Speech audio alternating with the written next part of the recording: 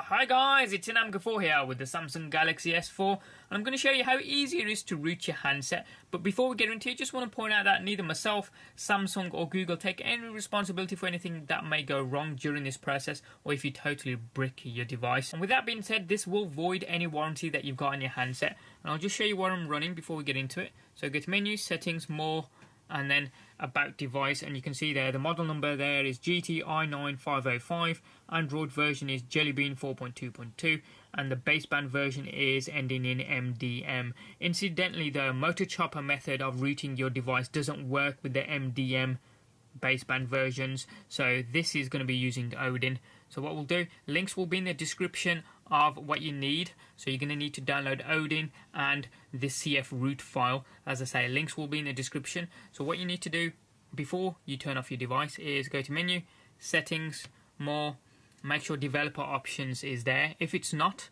go to About Device and tap on the build number about 7 times until it says Developer Mode has been enabled, and then when you go back here it should be there. Once it's there, tap into it, just make sure it's enabled from the top right and OK the message there, and then halfway down you'll see an option for USB debugging. Make sure there's a tick next to that and hit OK. Now there we go. So what we now need to do is turn the phone off.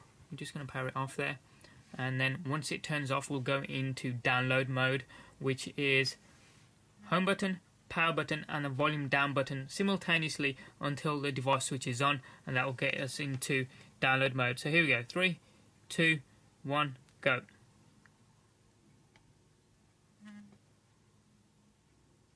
Here we go, we're in download mode. I'm gonna just press volume up to continue because that's just a warning there. And there we go, it says downloading, do not turn off target. And as you'll see, if I bring the phone in a little bit closer there, this device hasn't yet been rooted because it says Samsung official, as you can see there. So now we're good to go. We can plug in the handset to the computer. Once on your computer, if you get a little speech bubble in the bottom right of the screen just stating that it's installing the drivers, let it go ahead and finish before you do anything else.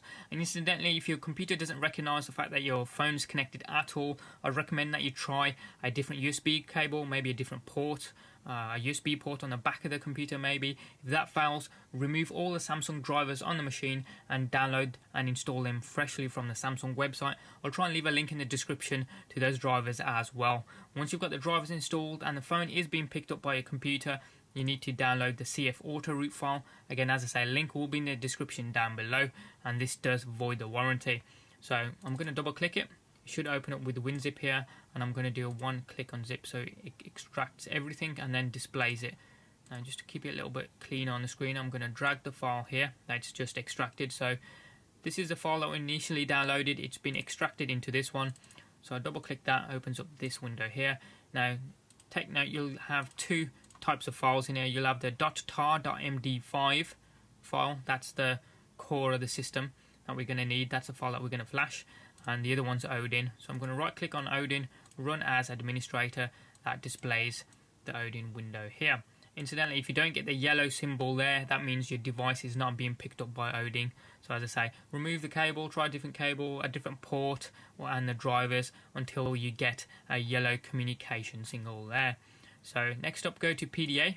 As you can see here, click on the PDA there and navigate to the file that we've just extracted. Remember that .tar.md file I was saying? So there it is. Hit open and it automatically puts the path in there. Now do not touch any of the other settings within here and hit start.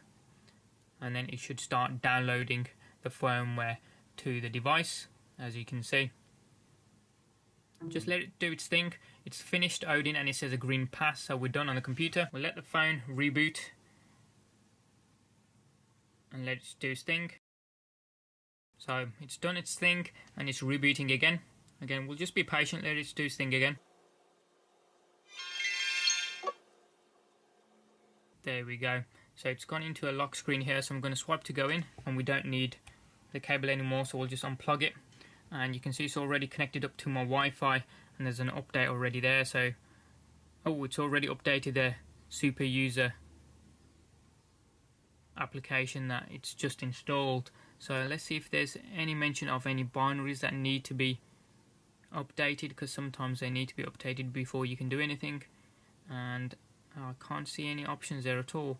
Nope, so it must be okay. So what we'll do, as you can see, my icons are still where I left them. None of the data has been lost. And if I go here, everything's still grouped the way it was.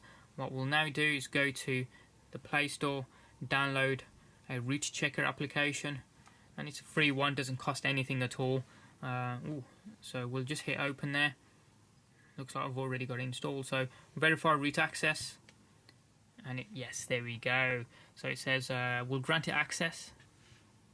Bam, as easy as that. Verify root access. Congratulations, this device has root access. So that's how easily you can root your Samsung Galaxy S4 smartphone. Now, as I say, this is a Qualcomm quad-core version, the GT i9 and the Motor Chopper version of the root doesn't work on this because this had the MDM firmware. So if I just come out of this and I show you, menu, settings, more, about device, and you can see baseband version ending in MDM. The Motor Chopper way of rooting the Galaxy S4 doesn't work with this for whatever reason, but the method that I've just shown you works absolutely fine. As I say, it does void the warranty though, but you don't lose any data at all, and you have full root access on your handset. Any comments or questions you guys have got, hit them up in the comment section down below there. Give us a thumbs up if you like this video and you like what you saw. If you haven't already done so, hit subscribe. It's also down there as well. Doesn't cost you a penny, and you can also